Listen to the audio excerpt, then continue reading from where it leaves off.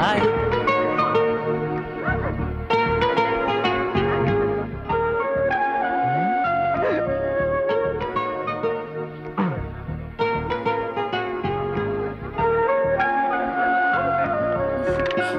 എന്താ ഇത്രയും താമസിച്ചത്? വാ പോവാം. മുകളിലുള്ള ടിക്കറ്റ് ഞാൻ എടുത്തിരിക്കുന്നത്. ഇനി ഒരുപാട് സമയമുണ്ട്. വന്നേ, ഒരു മിനിറ്റ്.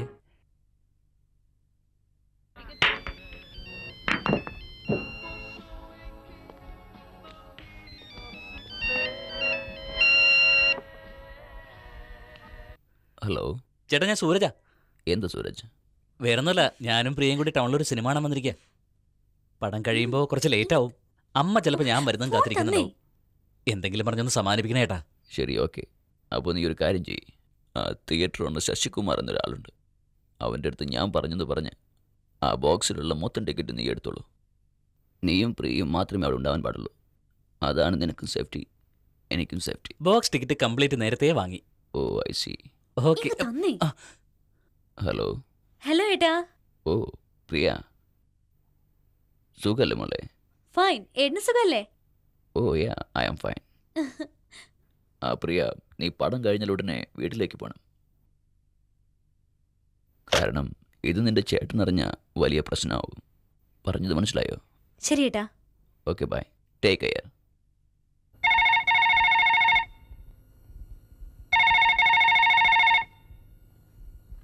ഹലോ. ഹലോ, ശിവനല്ലേ? ആ ശിവൻ തന്നെയാ. നിങ്ങളാരാ? നിങ്ങളുടെ അനുജത്തി പ്രിയ ഒരുത്തിനുമായി സിനിമയ്ക്ക് പോയിട്ടുണ്ട്, അറിയോ? ധൈര്യം ഉണ്ടെങ്കിൽ നേരെ വാടാ. ഇത് നേരിൽ വന്ന് പറയേണ്ട കാര്യമല്ല, നേരിൽ നീ പോയി കാണേണ്ട കാര്യമാണ്. ഡാടാ, എന്റെ അനിയത്തി എനിക്ക് നല്ലോണം അറിയാം. വേണ്ട, ടെൻഷൻ അടിക്കണ്ട. നീ ഒരു കാര്യം ചെയ്യ്, നേരെ സ്കൈലൈൻ തിയേറ്ററിലേക്ക് പോ. ആ ബോക്സിലുള്ള എല്ലാ ടിക്കറ്റും അവർ വാങ്ങിയിട്ട് നിന്റെ അനുജത്തി ആ പയ്യനുമായി എന്താ ചെയ്യുന്നെന്ന് പോയെന്ന് കാണാം. ഈ പറയുന്ന സത്യമല്ലെങ്കിൽ നീ പിന്നെ കാണില്ല.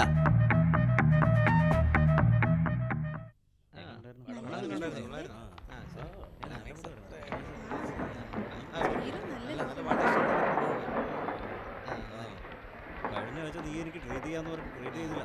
ഇന്ന് എനിക്ക് ഫുഡ് കഴിച്ചു.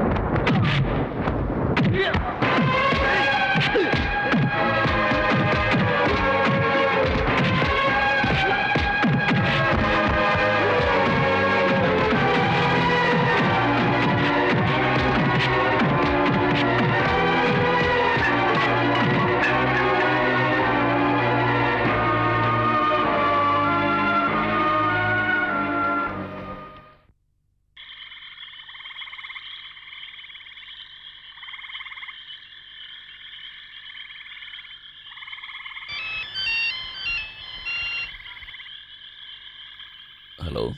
ഹലോ. ഹലോ. ഹലോ ഏട്ടാ. ആരാ? ഹലോ ഏട്ടാ. ഏട്ടാ, ഞാൻ പ്രിയ സംസാരിക്കുന്നത്. ഓ പ്രിയ. ഞങ്ങൾ തിയേറ്ററിൽ നിന്ന് ഇറങ്ങിയപ്പോ കുറെ റൗഡികൾ ചേർന്ന് സൂരജിനെ അടിച്ചു വീഴ്ത്തി. ഞങ്ങൾ അടുത്ത ഹോസ്പിറ്റലുണ്ട്, ഒന്ന് വേഗം വാ. ദാ വരുന്നു.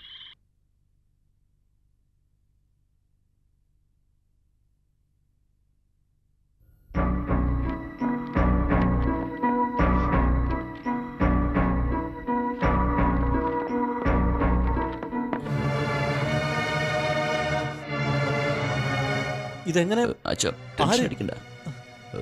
പ്രിയ ഒന്ന് പുറത്തേക്ക് വാ. മോനെ സൂരജെ മോനെ നീ വീട്ടിലേക്ക് പോകും. സൂരജിനെ ഞങ്ങൾ നോക്കിക്കോളാം. അതെന്താ? ഇപ്പോൾ വന്നില്ലേ, അതാണ് ഞങ്ങളുടെ അച്ഛൻ. ഈ ഒരു അവസ്ഥയിൽ നിങ്ങൾ തമ്മിൽ കണ്ടുമുട്ടണ്ട. നീ വീട്ടിലേക്ക് പോയിക്കോ പ്ലീസ്. രഘു ആരാ ഇത് ചെയ്തത്? ബഹളം വെക്കാതെ. ചിന്താതിരിപ്പെട്ട ശിവൻ. അതെ ആ റൗഡി. ഇപ്പൊ പോയില്ലേ ഒരു പെണ്ണ്? ആ. ആ പെണ്ണ് അവൻ്റെ അനുജത്തിയാ. ആ. നമ്മുടെ സൂരജ് അവളുമായി പ്രേമത്തിലാ. അവൻ റൗഡികൾ വിട്ട് ജയിച്ചതാ. അതെന്റെ അടുത്ത് പറയായിരുന്നല്ലോ. അവൻ എന്തിനാ ഇത് ചെയ്തത്? റാസ്കൽ. അച്ഛൻ ടെൻഷൻ അടിക്കേണ്ട ആവശ്യമില്ല. എന്തു വന്നാലും ഞാൻ നോക്കിക്കോളാം. പട്ടിയെ തരുന്നവരാ തല്ലിയതും. വിവരം കെട്ടവൻ. എടാ നീ വലിയ ആളല്ലേ. എന്റെ മകൻ നിന്റെ അനിയത്തെ പ്രേമിച്ചെങ്കിൽ അത് എന്നോട് പറയണമായിരുന്നു. അല്ല നിന്നെ തല്ലി ചതയ്ക്കല്ലോ വേണ്ടത്. അച്ഛൻ വേണ്ട വേണ്ട അച്ഛ. ഏ ശിവ, നീ നിന്റെ അനിയത്തി എത്രമാത്രം സ്നേഹിക്കുന്നുണ്ടോ അതുപോലെ ഞാനും എന്റെ അനിയെ സ്നേഹിക്കുന്നു. ഓത്തിന്റെ ചെവി വേദം ഒരു കാര്യമുണ്ടോ? അച്ഛ പ്ലീസ്, അയാൾ സംസാരിക്കട്ടെ. സാർ, സ്വന്തം അനിയത്തെ ആരെങ്കിലും സ്നേഹിക്കുന്നതെന്ന് അറിഞ്ഞാൽ ആർക്കെങ്കിലും ടെൻഷൻ ഉണ്ടാവില്ലേ? അതുപോലെ തന്നെ ഞാനും.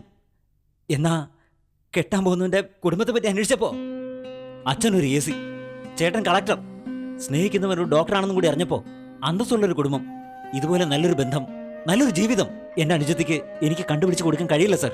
അതുകൊണ്ട് ഞാൻ തന്നെ നിങ്ങളോട് വന്ന് സമ്മതം പറയാനിരുന്നതാ. അത് നോക്ക് സാർ, എൻ്റെ ഒരേ ഒരു പെങ്ങളാണ് സത്യം. എൻ്റെ അനുജത്തെ കല്യാണം കഴിക്കാൻ പോകുന്നവനെ ഞാൻ എന്തിനാണ് സാർ അടിക്കുന്നത്? ശരി വിട്ടേക്ക്. അച്ഛനെന്ത് ദേഷ്യം കൊണ്ട് പറഞ്ഞതാ, കാര്യമായിട്ട് എടുക്കണ്ട. ശിവ, ഒരു നല്ല നേരം നോക്കി വീട്ടിലേക്ക് വാ. നമുക്ക് സംസാരിച്ചൊരു തീരുമാനം എടുക്കാം. ആയിക്കോട്ടെ. ആ